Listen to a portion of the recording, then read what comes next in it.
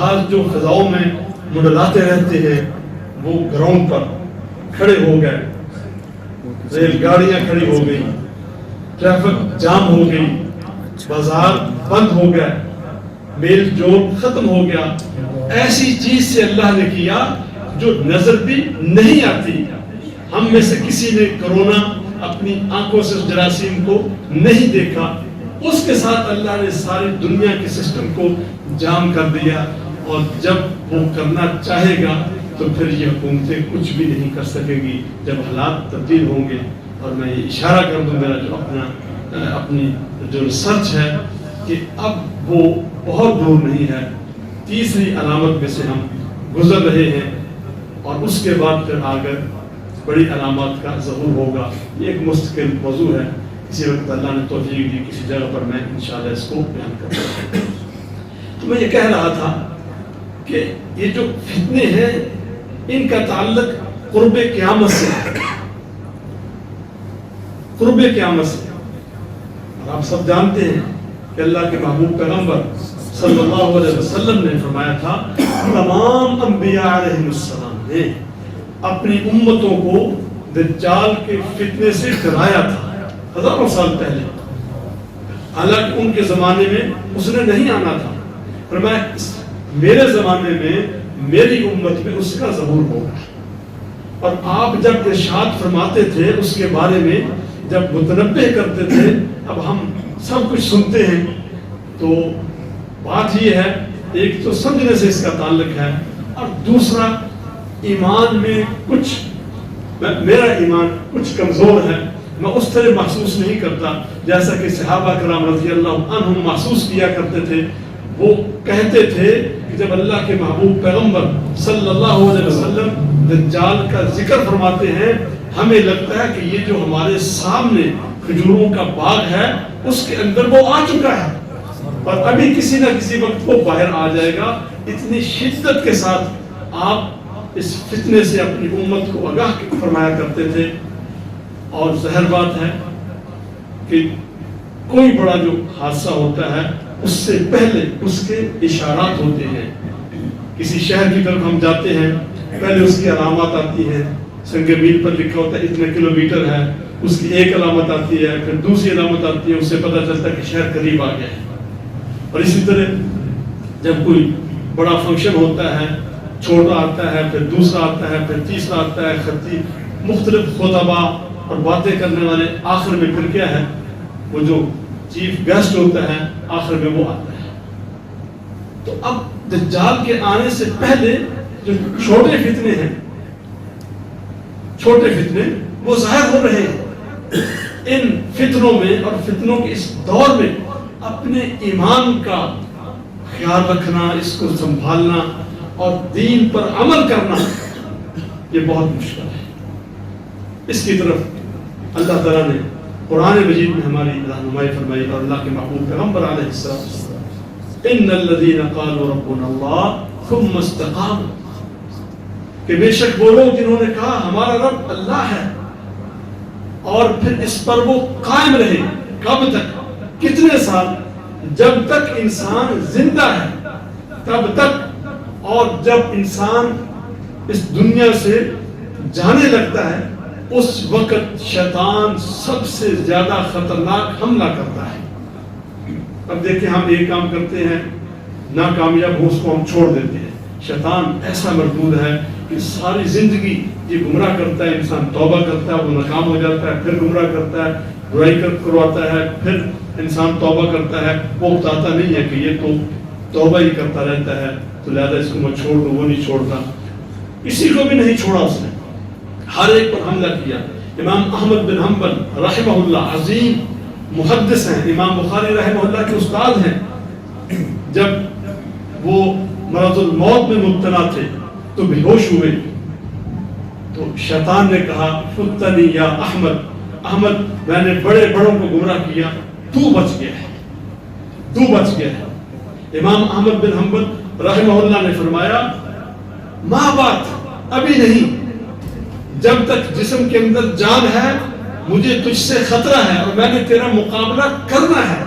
شیطان کے ساتھ ہماری ایمان کے ہتھیار کے ساتھ جنگ ہے جو مرتے دم تک جاری رہے گی، اور ہمیں یہ دعا کرنی چاہیے کہ ہم دنیا سے جائیں، آخری سانس ہمارا جب ہو اس وقت ہماری زبان پر کیا ہو؟ لا الہ الا اللہ، کہ اللہ کے محبوب پیغمبر صلی اللہ علیہ وسلم نے فرمایا من کان آخر کلامہ لا الہ الا اللہ دخل الجنہ، کہ کلمہ تو ہر ایک کو آتا ہے لیکن اس وقت نصیب اس کو ہوتا ہے، اس وقت یہ کلمہ پڑھنا نصیب اس کو ہوتا ہے جس کے مقدر میں اللہ نے لکھا ہوتا ہے، جس کو اللہ نے معاف کرنا ہوتا ہے، اور جس کا اس کلمے کے مطابق عمل ہوتا ہے۔ اب ہمیں کیا کرنا چاہیے؟ سب سے پہلے نمبر 1 ہمیں دعا کرنی چاہیے کہ اللہ کے محبوب پیغمبر صلی اللہ علیہ وسلم کی دعاؤں میں سے کان من اکثر دعائہ، جو دعا آپ بڑی کثرت سے مانگتے تھے وہ کیا تھی؟ اللہم یا مقلب القلوب ثبت قلبی علی دینک، اے دلوں کو پھیرنے والے میرے دل کو اپنے دین کے اوپر ثابت رکھنا۔ کون یہ دعا مانگتا ہے؟ صاحب وحی، کائنات کے امام، قیامت کے دن لواء الحمد کو تھامنے والے، اللہ کے سب سے مقرب مقام محمود پر فائز ہونے والے، جن کو اللہ نے کہا انک لتہدی الی صراط مستقیم، آپ لوگوں کو صراط مستقیم دکھاتے ہیں، وہ اپنے لیے دعا مانگتے ہیں۔ اصل میں یہ میسج میرے لیے ہے اور آپ کے لیے ہے کہ ہمیں کثرت کے ساتھ یہ دعا مانگنی چاہیے، اپنے اہل حدیث ہونے پر، اپنے نمازی ہونے پر، روزے دار ہونے پر، متقی پرہیزگار ہونے پر ہمیں کبھی بھی فخر نہیں کرنا چاہیے، اس پر اعتماد نہیں کرنا چاہیے کہ ہم اہل حدیث ہیں، نہیں، ہمیں چاہیے اس پر اللہ کا شکر ادا کریں کہ اس نے ہم کو اہل حدیث کتاب و سنت پر عمل کرنے والا بنایا، لیکن اس بات کی فکر ہو کہ آگے کیا ہوتا ہے، اور اللہ تعالیٰ سے ہم استقامت کا سوال کریں، دعا کریں، فریاد کریں اور گڑ گڑائیں کہ اللہ تعالیٰ ہمیں آخر دم تک اپنے دین پر استقامت عطا فرمائے، اور کوئی فتنہ اور کوئی طوفان بدتمیزی ہمیں صراط مستقیم سے، کتاب و سنت کے راستے سے، ایمان سے، اللہ تعالیٰ کی توحید سے اور اخلاق حسنہ، اخلاق عالیہ سے ہمیں منحرف نہ کر سکے۔ ایک صحابی اللہ کے محبوب پیغمبر علیہ السلام کی خدمت میں حاضر ہوتے ہیں، عرض کرتے ہیں کہ اللہ کے رسول علیہ السلام قل لی فی الاسلام قولا، آپ ایسی بات ارشاد فرمائیں، ایسا حکم ارشاد فرمائیں، لا اسأل عنہ احدا بعدک، کہ مجھے پھر کسی اور سے پوچھنے کی ضرورت نہ رہے، تو میں قل ربی اللہ ثم استقیم، تو اس بات کا اعلان کر، اقرار کر کہ میرا رب اللہ ہے، اور پھر جب تک زندہ ہے اسی پر قائم اور دائم رہ، یہ سب سے بڑی بات ہے۔ نمبر 1۔ نمبر 2، اللہ کے محبوب پیغمبر صلی اللہ علیہ وسلم کی سنت سے محبت۔ لوگ کہہ دیتے ہیں کہ یہ چھوٹی سنت ہے، یہ بڑی سنت ہے، میں سمجھتا ہوں کہ یہ صحیح نہیں ہے، سنت کوئی بھی چھوٹی نہیں ہے۔ اب لیلۃ القدر جس کے بارے میں رب ذوالجلال نے فرمایا کہ لیلۃ القدر کیا ہے؟ لیلۃ القدر خیر من الف شہر، کہ 1000 مہینے کی عبادت سے کہیں بہتر ہے، یہ آپ نے ارشاد فرمایا۔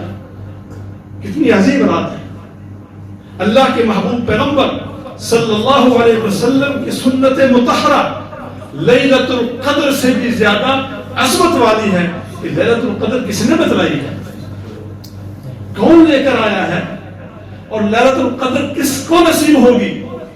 جو سنت کے مطابق عبادت کرنے والا ہے، اللہ کے محبوب پیغمبر علیہ السلام کی سنت کے مطابق جو آخری عشرے میں قیام کرنے والا، ذکر و اذکار کرنے والا، رات کو تلاش کرنے والا ہے۔ تو سنت کی قوت و طاقت، سنت کی عظمت اس لیلۃ القدر سے بھی کہیں زیادہ ہے، اس لیے کہ تمام تر اعمال کی قبولیت کا دار و مدار اخلاص پر، توحید پر، اور پھر نبی اکرم صلی اللہ علیہ وسلم کی سنت مطہرہ پر ہے۔ جو شخص سنت سے محبت کرتا ہے، اور یہ اللہ کا فضل و کرم ہے کہ اللہ نے ہمیں اہل الحدیث بنایا ہے، کتاب و سنت پر عمل کرنے والے. اور آپ جانتے ہیں جو علم ہے یہ تو کتابوں کے اندر ہے. نبی اکرم علیہ السلام کی سنت کیا تھی؟ کتابوں کے اندر سب کچھ موجود ہے، لیکن یہ دین صرف کتابوں کے اندر محفوظ رہنے سے یہ محفوظ نہیں رہ سکتا. یہ دین عمل کا دین ہے. عمل کے ساتھ اس دین کو اللہ کے بندوں نے، اللہ کی جماعت نے، اللہ کی حزب نے، اللہ سے محبت کرنے والوں نے زندہ رکھا ہوا ہے. اور کون ہے جو حدیث پر مر مٹنے کو تیار ہو جاتا ہے، جو کمپرومائز نہیں کرتا؟ کسی کے بارے میں کچھ نہیں کہتا، لیکن الحمدللہ اللہ کے فضل و کرم سے ہمارا یہ عقیدہ ہے، ہمارا یہ عمل ہے، ہمارا یہ دعویٰ ہے. اور اللہ نے ہمیں یہ جذبہ عطا کیا ہے کہ ہم اللہ کے محبوب پیغمبر صلی اللہ علیہ وسلم کی سنت کو دنیا کی ہر چیز پر ترجیح دیتے ہیں، سب سے بڑھ کر محبت کرتے ہیں. ہم اپنوں کو چھوڑ دیتے ہیں، بڑے بڑوں کو چھوڑ دیتے ہیں. ہمیں جب سنت مل جاتی ہے پھر ہم نہ دائیں دیکھتے ہیں نہ بائیں دیکھتے ہیں، نہ کسی چھوٹے کو دیکھتے ہیں نہ کسی بڑے کو دیکھتے ہیں. ہم کہتے ہیں ہمیں سنت مل گئی ہے اور یہ صحیح سنت ہے، صحیح عمل ہے. ہم اس کو سینے سے لگاتے ہیں. اور اگر تواتر کے ساتھ نبی اکرم علیہ السلام کی سنتوں پر عمل نہ ہوتا تو دین اس طرح دنیا میں نظر نہ آتا. یہ دین مٹ چکا ہوتا. جس دین کی حفاظت کی ذمہ داری خود اللہ نے لی ہے کہ دین صرف قرآن کے محفوظ ہونے سے محفوظ نہیں رہا، بلکہ قرآن محفوظ ہے تو حدیث کے ساتھ محفوظ ہے، اور حدیث محفوظ ہے تو یہ عمل کے ذریعے سے محفوظ ہے. اور عمل کرنے والا کون ہے؟ دعویٰ سب کرتے ہیں، میں کسی کے بارے میں نہیں کہتا، لیکن اللہ کے فضل و کرم سے ہم سب سے آگے ہیں اور سب سے پہلے ہیں اور سب سے بڑھ کر نبی اکرم علیہ السلام کی سنت مطہرہ سے محبت کرنے والے ہیں اور اپنے عمل کے ساتھ آپ کی سنت کو دنیا میں زندہ رکھنے والے ہیں. اور آپ نے کیا فرمایا؟ علیکم بسنتی وسنت الخلفاء الراشدین المہدیین عضوا علیہا بالنواجذ. کہ جب تم دیکھو اختلافات پیدا ہو گئے، آراء بہت ساری آ گئی ہے، کوئی کچھ کہہ رہا ہے، کوئی کچھ کہہ رہا ہے، فرقے مارز وجود میں آ گئے ہیں، جماعتیں بن گئی ہیں، بہت سارے گروہ، کوئی کچھ عمل کر رہا ہے، کوئی کچھ عمل کر رہا ہے. فرمایا تم تلاش کرو میری سنت کہاں ہے.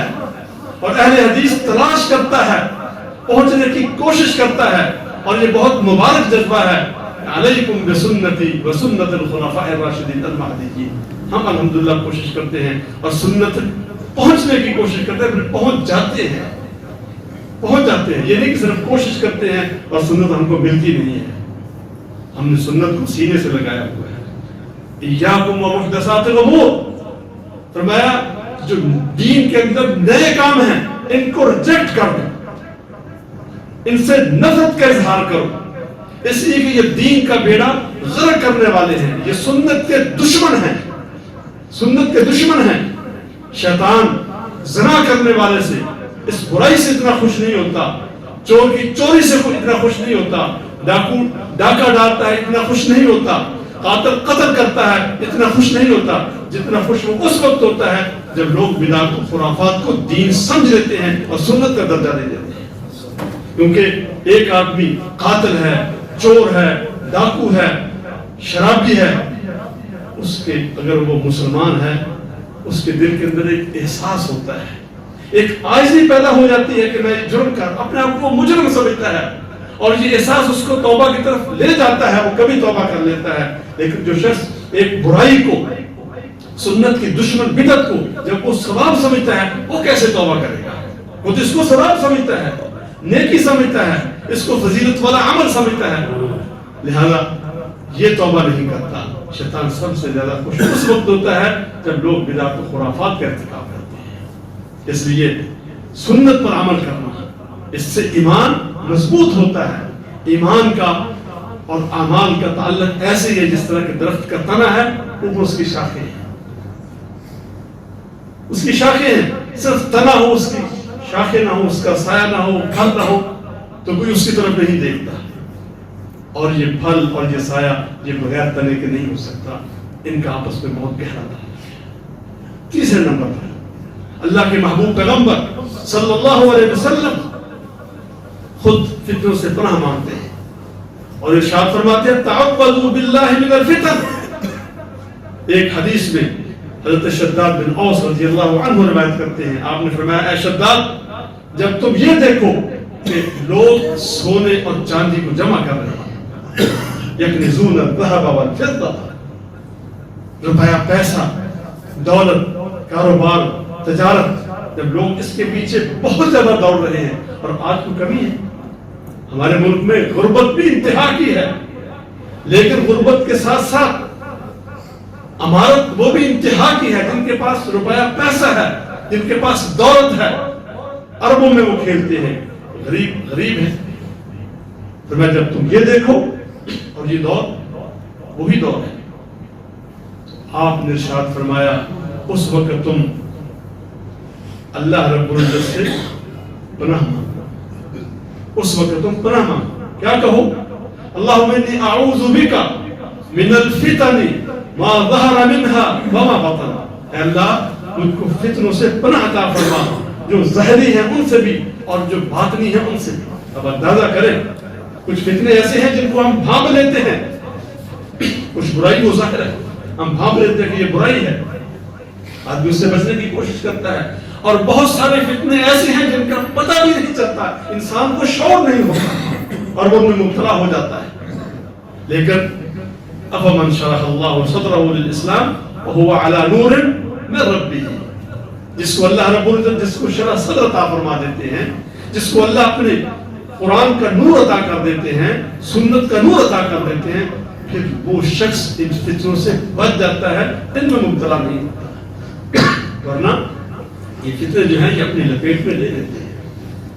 فتنوں سے پناہ مانگنا، اللہ کے محبوب پیغمبر علیہ السلام نماز میں فتنوں سے پناہ مانگا کرتے تھے، قبر کے فتنے سے، عذاب کے فتنے سے، جہنم کی آگ کے فتنے، اور پھر خاص طور پر دجال کے فتنے سے آپ نماز میں پناہ مانگا کرتے تھے۔ چوتھے نمبر پر اپنا ہم نشین کس کو بنائے، نشست و برخاست کس کے ساتھ ہونی چاہیے، میل جول کس کے ساتھ ہونا چاہیے۔ ہم ایمان کے اعتبار سے کمزور ہیں، دوسرے کا اثر ہم قبول کر لیتے ہیں، جس کے پاس آدمی بیٹھتا ہے نا، اللہ کے محبوب پیغمبر علیہ السلام نے فرمایا المرء علی دین خلیلہ، آدمی اپنے دوست کے دین کو، مذہب کو، اس کی سینس کو قبول کر لیتا ہے اور اس جیسا بن جاتا ہے۔ لہذا بچنا چاہیے، اجتناب کرنا چاہیے، فتنوں سے بھی بچیں اور برے لوگوں سے، اور خاص طور پر برے لوگ، برے اینکر، نام نہاد دانشور جو میڈیا کے ذریعے کہتے ہیں کہ ہم قرآن سے دلیل پیش کرتے ہیں، ہم حدیث سے دلیل پیش کرتے ہیں، لیکن انہوں نے کسی کے سامنے بیٹھ کر زانو میں تلمس طے نہیں کیے، انہوں نے باقاعدہ علم نہیں سیکھا۔ جو مطالعے کے ساتھ علم سیکھتا ہے، سن سنا کر اس کو آپ انفارمیشن کہہ سکتے ہیں، اس کو آپ علم نہیں کہہ سکتے۔ اللہ کے محبوب پیغمبر علیہ السلام کی حدیث ہے کہ قیامت کی علامات میں سے ایک علامت یہ ہے کہ یقل العلم، علم کم ہو جائے گا۔ علم تو آج زیادہ ہے، ایک بچے کے پاس اس کے موبائل میں لاکھوں کتابیں موجود ہیں، علم جس اعتبار سے زیادہ ہے، لائبریریاں زیادہ ہیں، لیکن حقیقت یہ ہے کہ علم کم ہو رہا ہے۔ علم اس چیز کا نام نہیں، یہ انفارمیشن ہے۔ علم کیا ہے؟ علم وہ ہے جو ہم کتاب و سنت سے اصل مصدر اور ماخذ سے سیکھتے ہیں، اور کس سے سیکھتے ہیں؟ مساجد میں، مدارس میں جو صحیح الراسخون فی العلم، وہ علماء جو صحیح معنوں میں، جن کے دلوں میں للہیت ہے، جو ایک نمونہ ہے۔ ہمارے جو سلف تھے وہ صرف اساتذہ سے علم نہیں پڑھتے تھے، ان سے تربیت کی حاصل کرتے تھے۔ التزام الشیخ اس کو کہا جاتا ہے، جس استاد کے ساتھ جتنا زیادہ گہرا تعلق ہوتا تھا، اس کو اتنا بڑا عالم اور محدث سمجھا جاتا تھا، قابل اعتبار سمجھا جاتا تھا۔ آج لوگ دیکھتے ہیں، کہتے ہیں میں فلاں کو سنتا ہوں، میں فلاں کو سنتا ہوں، پھر شکوک و شبہات پیدا ہو جاتے ہیں، پھر وہ ہمارے پاس لے کر آتے ہیں، ہم کہتے ہیں کہ آپ نے اپنا وقت بھی ضائع کیا اور ہمارا وقت بھی ضائع کر رہے ہیں، آپ کیوں سنتے ہیں؟ مسجد میں آئیں، خطبہ سنیں، دروس میں شرکت کریں، اس سے اصلاح ہوگی۔ براہ راست کتاب و سنت کا نور آپ کے سینوں میں جائے گا۔ فلاں کو سنا، فلاں کو سنا، اس سے دلچسپی لی، اس کی آواز بہت اچھی ہے، اس کا انداز بہت اچھا ہے، وہ قسمیں بہت زیادہ اٹھاتا ہے۔ کچھ وہ ہے جو قسمیں ہی قسمیں اٹھاتے رہتے ہیں، تقریر میں زیادہ قسمیں ہوتی ہیں، باتیں کم ہوتی ہیں، کہاں سے کہاں، اور پھر قوم جو ہے آنکھیں بند کر کے ان کے پیچھے چل پڑتی ہے۔ 20 سال کے بعد پتہ چلتا ہے کہ یہ منہج غلط تھا، یہ ان کا انداز بھی غلط تھا، جو کچھ کہہ رہے تھے حقیقت کچھ اور تھی اور یہ ہمیں کچھ اور دکھا رہے تھے۔ لہذا بچے بری صحبت سے، برے لوگوں سے، ان موبائل پر، نیٹ پر ان کے خیالات سننے سے۔ ان کے خیالات سننا بھی ایسے ہے، آپ نے ان کی صحبت اختیار کر لی ہے، آپ ان کے شاگرد بن گئے۔ یہ جو محدثین کا طریقہ ہے، آپ خطبہ سنتے ہیں، درس سنتے ہیں، میرے استاد ہیں، میرے استاد کے استاد ہیں، میرے پاس جو سند ہے وہ محمد رسول اللہ، امام المحدثین، امام المفسرین، صاحب قرآن، اللہ کے محبوب پیغمبر علیہ السلام تک پہنچتی ہے۔ لیکن یہ جو دانشور ہیں، ان کی سند کہاں جاتی ہے؟ یہ سب کچھ اپنی عقل کے ساتھ بیان کرتے ہیں۔ اور یہ بات یاد رکھیں، کہنے میں مجھے کوئی بات نہیں کہ عقل انسان کو گمراہ کرتی ہے، عقل انسان کو گمراہ کرتی ہے۔ اگر یہ دین عقل کے ساتھ سمجھ آنے والا ہوتا تو سب سے زیادہ دانشور، سب سے بڑے مومن وہ انگریز ہوتے، جنہوں نے ساری دنیا میں یہ بڑی بڑی چیزیں ایجاد کی ہیں۔ وہ زیادہ ایمان والے ہوتے، ہم سے آگے ہوتے، وہ عالم اور فاضل ہوتے۔ لیکن آپ جانتے ہیں جو سب سے زیادہ علم والے ہیں، جن کے پاس عقل زیادہ ہے، جن کی ایجادات زیادہ ہیں، افلاطون، سقراط، بقراط، بڑے بڑے جو حکماء تھے، وہ کیا ہیں؟ سب وہ گمراہ تھے، جہنمی، جہنم کی آگ میں گئے۔ جو کفر پر مرا ہے وہ جہنم کی آگ میں جائے گا۔ انگریز اکثریت کیا ہے؟ گمراہ ہیں، جہنم کی آگ میں جائیں گے۔ ان کی عقل ان کو اللہ کے قریب نہیں کر سکی۔ عقل سے آدمی کہے جی میں بڑا عقل مند ہوں، میں بڑا دانشور ہوں، میں بات کرتا ہوں، میری بات بڑی اتھینٹک ہے، نہیں۔ مستر اور ماخذ اللہ کی کتاب اور نبی اکرم علیہ السلام کی حدیث آپ کا فرمان ہے، اور وہ آپ کو ملے گا کتاب و سنت سے، علماء سے جو مستند ہیں، جو علم میں راسخ اور مضبوط ہیں، اور جو متقی اور پرہیزگار ہیں۔ اور آخری بات، ہمیں جہاں فتنے کا اندیشہ ہو اس سے دور رہنا چاہیے، اپنے آپ کو آزمائش میں نہیں ڈالنا چاہیے۔ میں کہوں کہ میں نے بہت علم حاصل کیا ہے، میں حافظ بھی ہوں، عالم بھی ہوں، لہذا میں اگر یہ چیزیں دیکھتا ہوں تو میں اس کا دفاع کر سکتا ہوں، بچ سکتا ہوں، اس کی کوئی گارنٹی نہیں ہے۔ اللہ کے محبوب پیغمبر علیہ السلام نے فرمایا، من سمع بالدجال فلینہ عنہ، جو سنے نا کہ دجال آ گیا ہے، میں دور ہو جائے، بہت دور ہو جائے، اس کے پاس نہ جائے۔ اب ہم کہیں گے ہم اہل حدیث ہیں، جا کر ہم دیکھتے ہیں، ہم مقابلہ کریں گے۔ اب میں نہیں، کوئی اہل حدیث اس کے قریب ہے۔ یہ پیغام کس کے لیے ہے؟ صحابہ کو کہا تھا نا، من سمع بالدجال، یہ ہمارے لیے ہے۔ کوئی اہل حدیث ہے، کوئی عالم ہے، کوئی فاضل ہے، ہاں مدینہ منورہ میں ایک شخص ہوگا جو اس کے سامنے جائے گا، وہ اللہ کے محبوب پیغمبر علیہ السلام کا فرمان ہے، اور وہ آپ کا معجزہ ہے، اور آپ نے جو ارشاد فرمایا وہ معجزات ظاہر ہوں گے۔ ہمیں یہ کہا، عوام الناس کو کہا، امت کو یہ کہا، فَلْيَنْتَعْ عَنْهُ، اس کے قریب نہ جائے۔ کیوں؟ فرمایا فَوَاللَّهِ، اللہ کی قسم اٹھا کر فرمایا، فَوَاللَّهِ إِنَّ الرَّجُلَ لَيَأْتِي، اللہ کی قسم ایک شخص اس کے پاس جائے گا، دجال کے پاس، وہ کیا کہے گا؟ وَهُوَ يَحْسِبُ أَنَّهُ مُؤْمِنٌ، اس کو اس بات کا ظن ہوگا، دعویٰ ہوگا کہ میں مومن ہوں، میں دجال کی جال میں نہیں آ سکتا، وہ مجھ کو گمراہ نہیں کر سکتا۔ آپ نے قسم اٹھا کر فرمایا، پھر میں جب اس کے پاس جائے گا، اتنے فتنے، اتنے شکوک و شبہات وہ ظاہر کرے گا، فَيَتَّبِعُهُ، پھر میں اس کے پیچھے چل پڑے گا، اس کا یہ اس کو ماننے والا بن جائے گا، اس کا یہ مرید بن جائے گا۔ وہ یہ نہیں کہے گا کہ میں دجال ہوں، وہ یہ نہیں کہے گا کہ میں مجھ کو تم یعنی میں ایک بدماش ہوں یا چور ہوں ڈاکو، وہ کہتا میں ایک صوفی ہوں. دجال کیا کہے گا؟ وہ جہاں جائے گا وہاں کے لوگوں کے مزاج کے مطابق میں صوفی ہوں، میں پیر ہوں، میرے پاس کرامات ہیں. میں اللہ نے اس کو یہ اختیار دیا ہوگا، وہ اشارہ کرے گا تو بادل آ جائیں گے اور وہ برسیں گے. وہ اشارہ کرے گا زمین کی طرف، جو اہل حدیثوں کی زمین ہے خشک ہو جائے، وہ خشک ہو جائے گی. اور جو اس کو ماننے والے کو کہیں گے اور ہوگا اناج کو، وہ آنن فانن وہاں پر اناج اگے گا. آپ اندازہ کریں اس بھوک کے، قحط کے، غربت کے دور میں کتنے لوگ ہیں جو سستا آٹا، بالکل فری نہیں، سستا آٹا لینے کے لیے کتنے مرے ہیں. پتہ چلتا ہے کہ فلاں بابا جی جو ہیں ان کے پاس تو کرامت ہے. دنیا دوڑ پڑتی ہے. کسی نے کہا کہ یہاں پر نبی اکرم علیہ السلام کا پاؤں لگا ہے تو دنیا ساری وہاں پر پلٹ رہی. کسی نے سپرے کر کے نبی اکرم علیہ السلام کا شخص کے اوپر نام لکھ دیا، لوگوں نے لاکھوں روپے وہاں پر نچھاور کر دیے اور جا کر انہوں نے تبرک وہاں پر حاصل کرنے کے لیے ان سے دعائیں مانگی. یہ قوم تو اس طرح پیچھے چلتی ہے. کوئی یہ دعویٰ نہیں کر سکتا. سگریٹ کے اوپر لکھا ہوا ہے کہ یہ کینسر کا باعث ہے، لوگ پیتے کہ نہیں پیتے. دیکھ کر اس کی پیشانی پر لکھا ہوگا کافر لیکن نظر نہیں آئے گا.